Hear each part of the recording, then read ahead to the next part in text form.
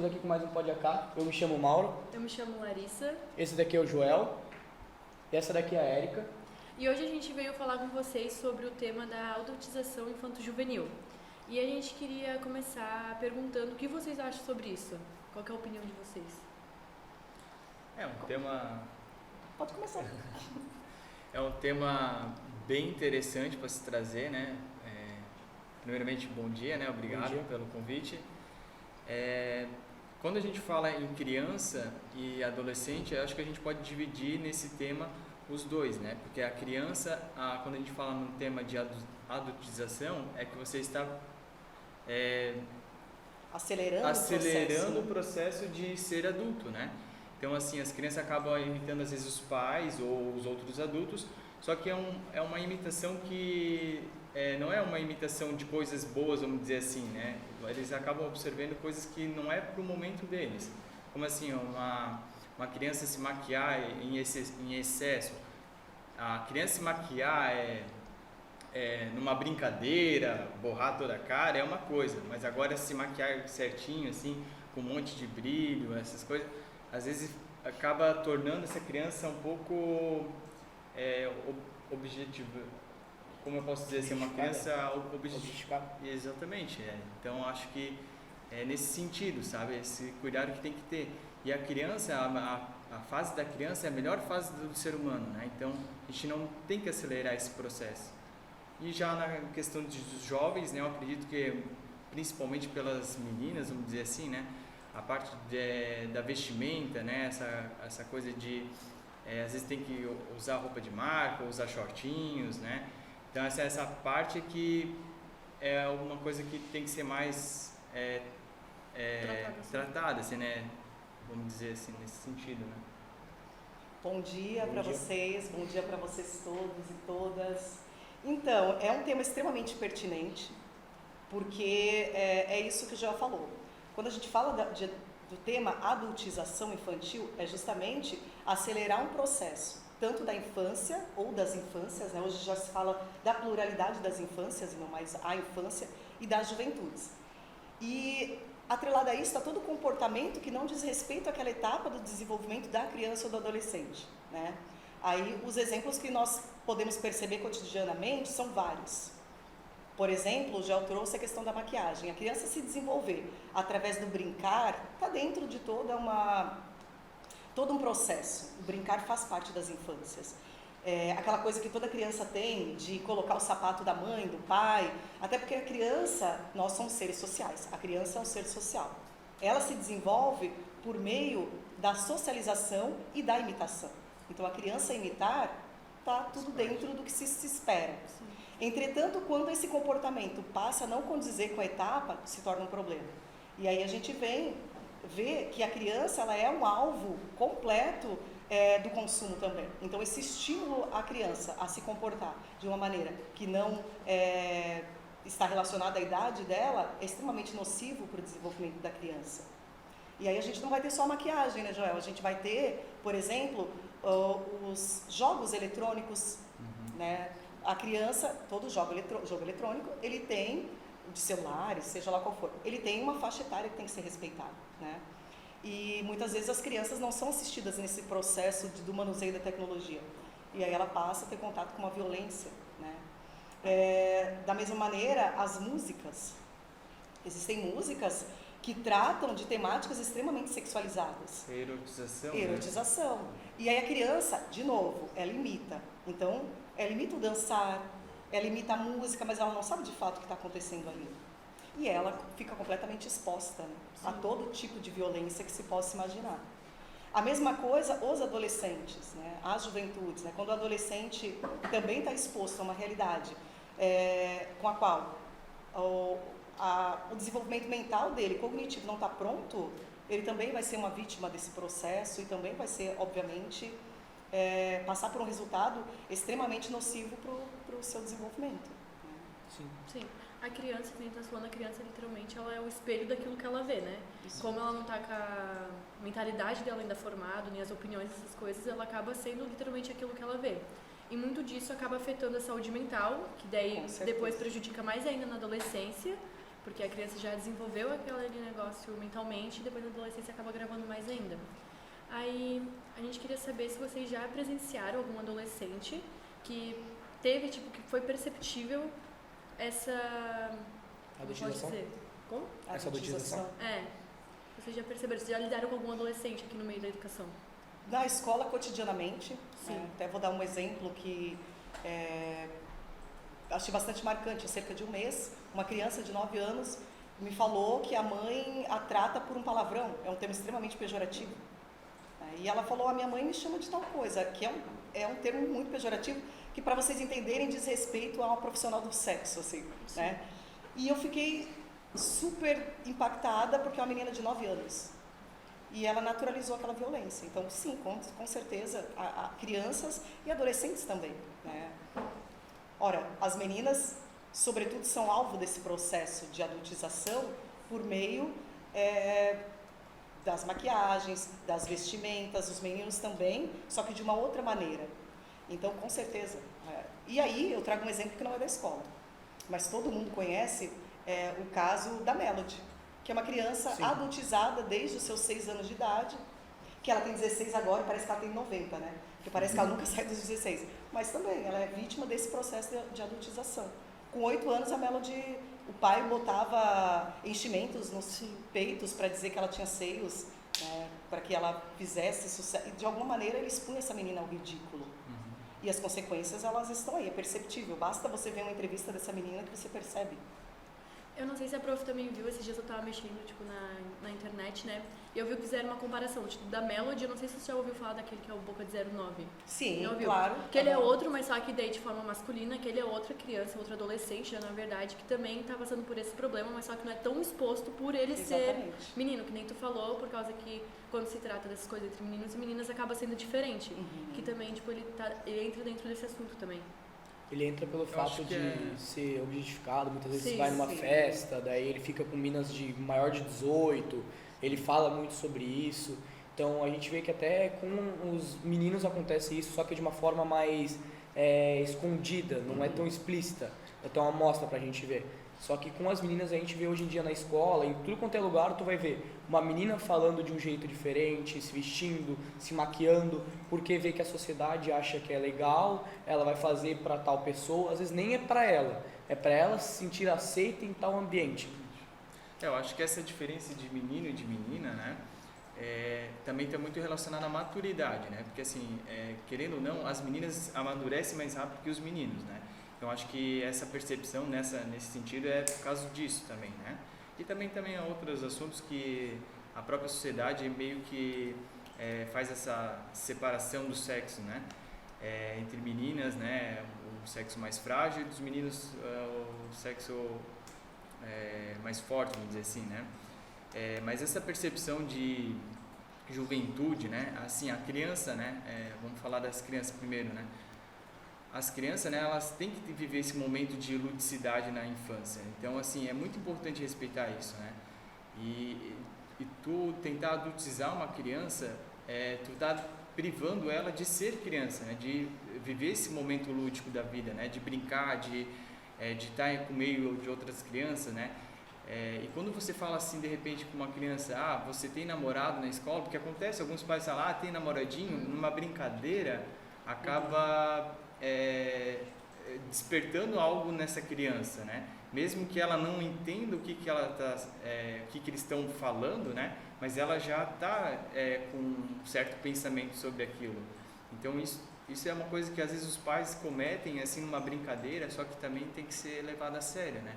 Porque isso é perigoso. Ô Joel, aqui cabe até uma reflexão. Você falou que as meninas amadurecem mais cedo. A pergunta, na verdade, elas são obrigadas a amadurecer mais cedo, né? E a gente consegue perceber isso nitidamente na sociedade, né? Um cara com 30 e poucos anos é um menino, tratado como menino, ele pode errar à vontade. E uma menina mais nova, ela é completamente execrada se ela comete algum erro. Então a menina, e é claro que também, a gente tem que pautar na realidade, a maioria das meninas herdam a responsabilidade dos cuidados da casa e dos irmãos. Então elas são obrigadas a amadurecer de alguma maneira mais cedo. E isso é produto desse machismo estrutural e arraigado que nós temos na sociedade.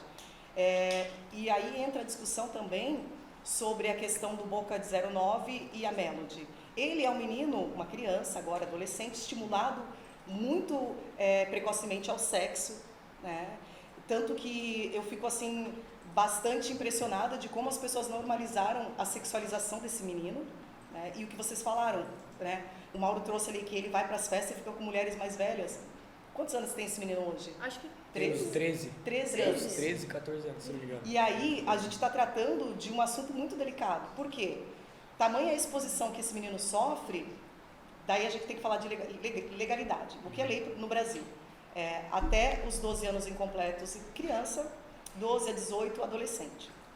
Sendo que qualquer contato sexual ou íntimo com menor de 14 anos é estupro de vulnerável. Né? É você colocar uma criança em risco. É exatamente o que acontece com esse menino. Se ele tem 13 anos e fica com mulheres mais velhas, de 18, 20, 30 anos, esse menino está sendo vítima de um abuso infantil. E por que ninguém está falando disso? Né? Isso me lembra bastante um caso também da Valentina, que é uma menina que participou do MasterChef. E ela é uma menininha, magrelinha, 12 anos, completamente infantilizado o corpo dessa menina. Não tinha seios, não que isso justifique, mas é para vocês entenderem. E de repente uma onda no Twitter sexualizando a guria, com comentários absurdamente nojentos e tratando exatamente como objeto, que já trouxe, né, essa objetificação do corpo da criança e sexualizando esse corpo também. Né. Felizmente, ela não teve contato com essas mensagens, porque os pais cuidavam das redes sociais e o Ministério Público foi acionado. E aí a gente fala também, cai numa outra discussão, que até dá para ter um podcast só sobre, que é a pedofilia. Sim. Que é essa atração pelo corpo infante. Né? E que, se nós fizermos uma pergunta, uma enquete com as pessoas, todo mundo é contra a pedofilia. Só que se a gente parte do pressuposto que mais de 80% dos estupros de vulnerável acontece dentro de casa, essa conta não fecha. Né? E tudo também passa por essa questão de objetificação do corpo infantil, obviamente, não necessariamente também por uma adultização, porque senão a gente não teria bebês recém-nascidos sendo estuprados pelo pai, mas é uma discussão que também passa. Acho que está meio que relacionado Sim. também assim, às meninas, né? A vestimenta, né? Muito também está atrelado à tecnologia também, né? O uso excessivo do celular, né?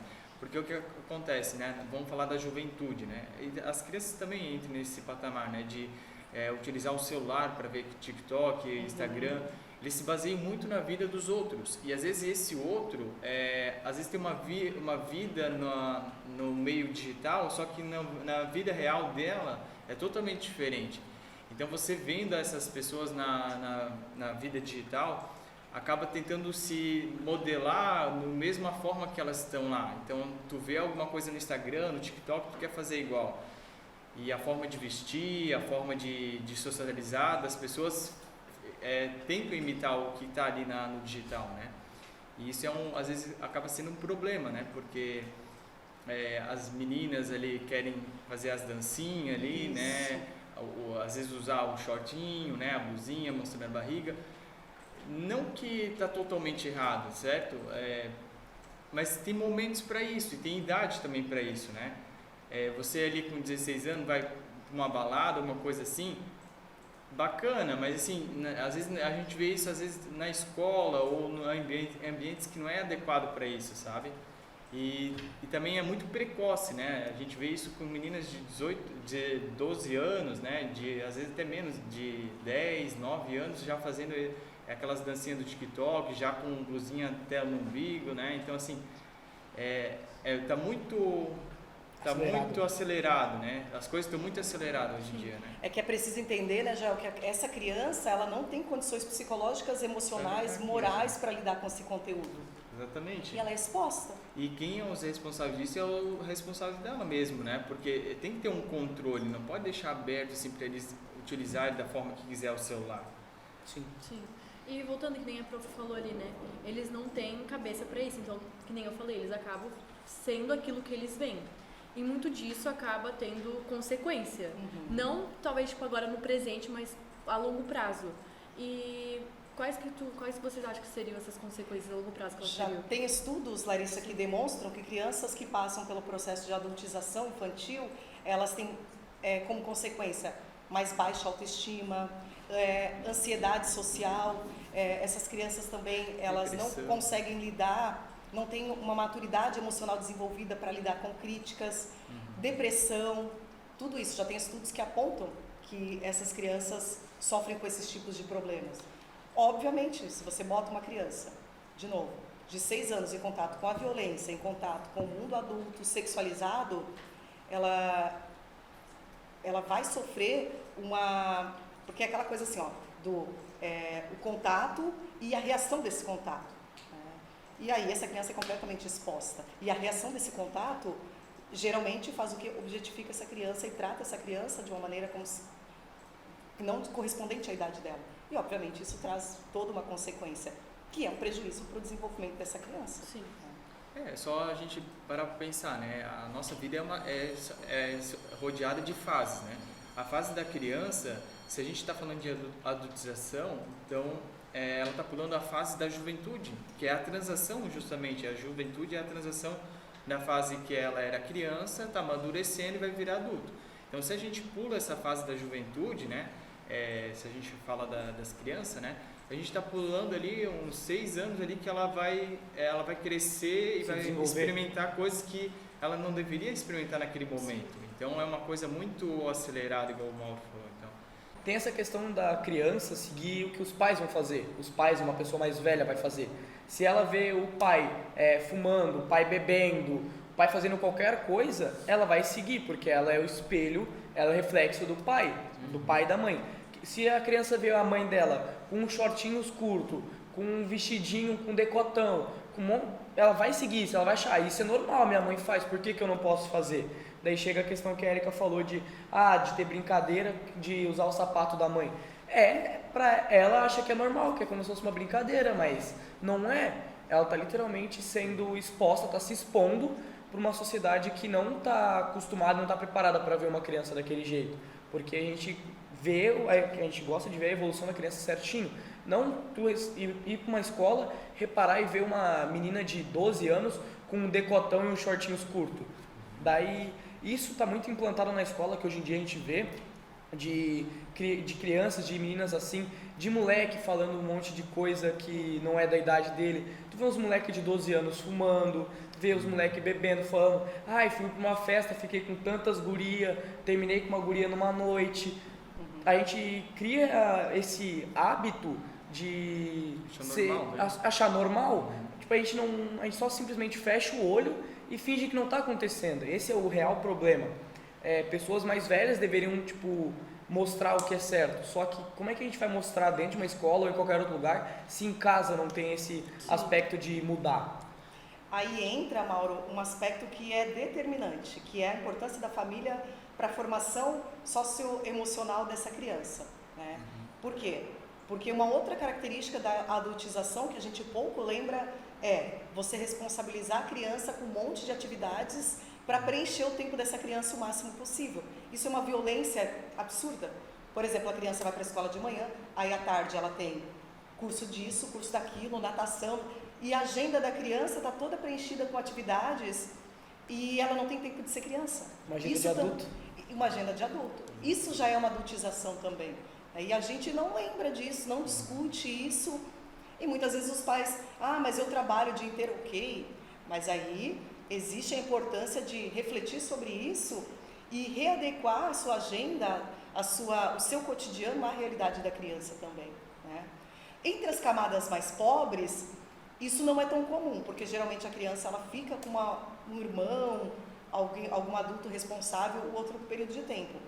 Mas conforme a questão socioeconômica vai crescendo, a agenda dessa criança vai sendo preenchida de uma maneira muito violenta. E os pais não refletem o quanto isso também é uma adultização. Olha, é uma criança que acorda às 7 da manhã e vai dormir às 9 da noite com a agenda toda preenchida de coisas. Não é uma coisa que a criança escolheu, foi uma coisa que os pais da criança implantaram, implantaram para ela.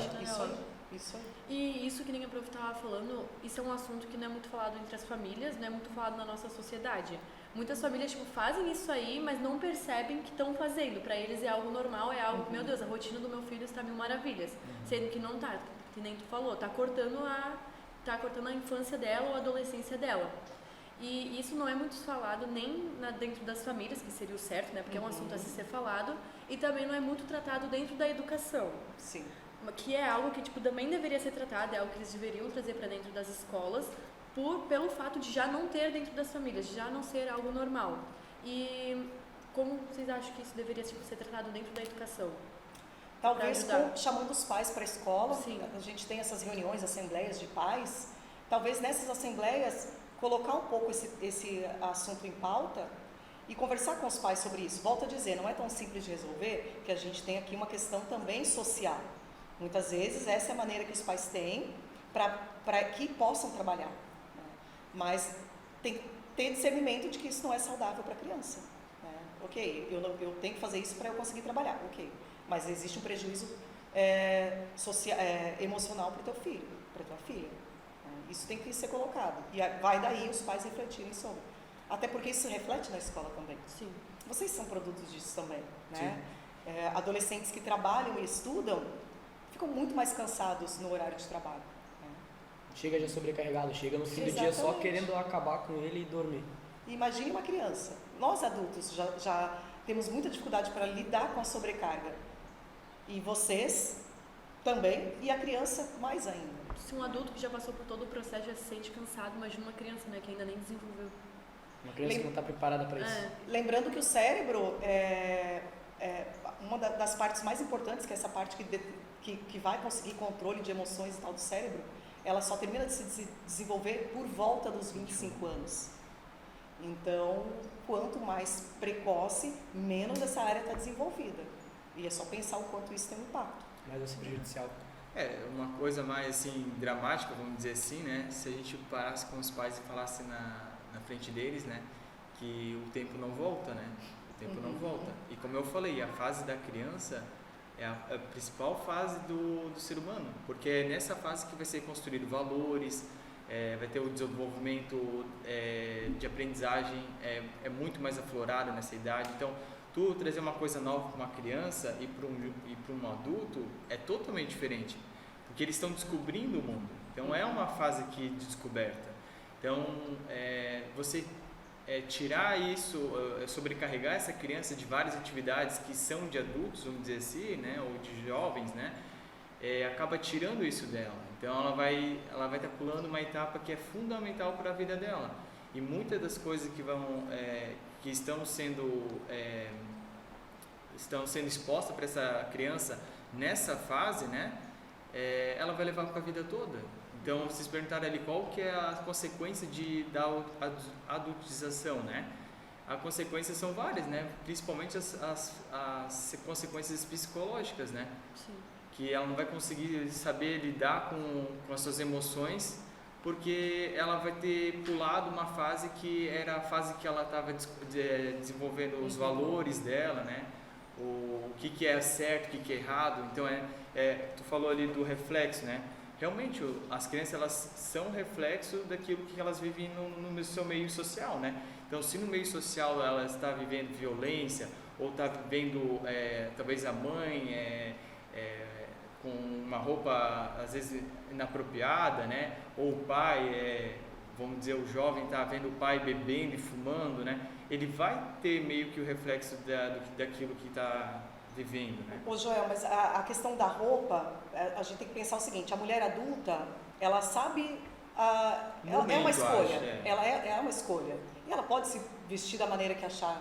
A questão é, a criança que convive com ela, entender que ela é uma mulher adulta e, portanto, ela tem o direito de se comportar, de se vestir da maneira que quiser, e entender que essa vestimenta dela não pode ser reproduzida numa criança.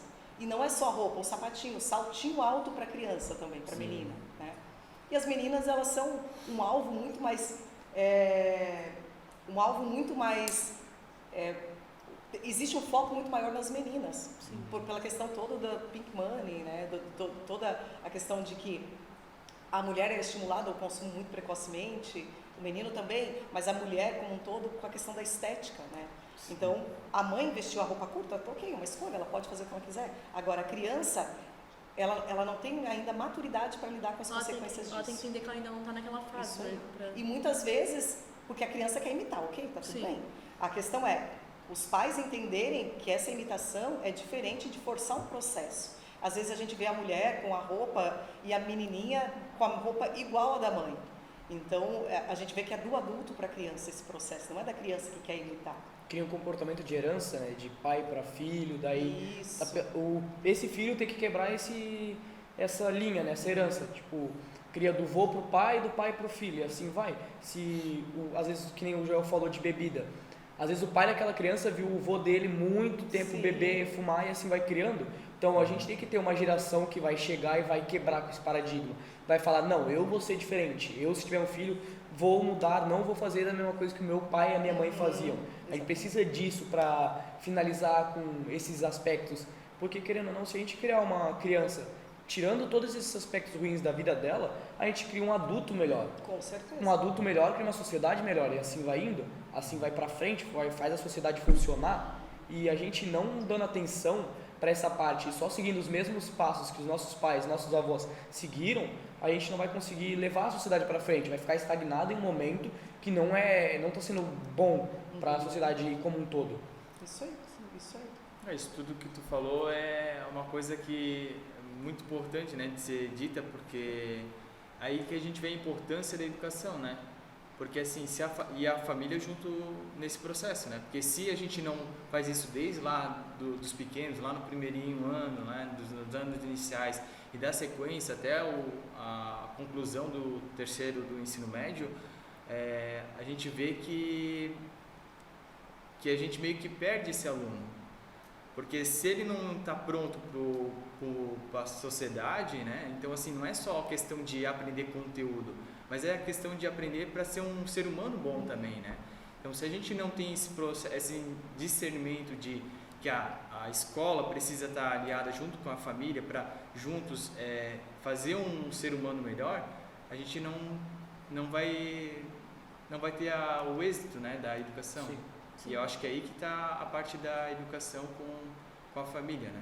Sim. É algo que Parte precisa dos ser, dois. sim, é algo que precisa ser unido, né? Que precisa estar tipo junto a junto para aí sim ter evolução. Isso mesmo. E essa é a importância, né, da participação dos pais na escola, né? Sim. Entender o que pode ser melhorado, né?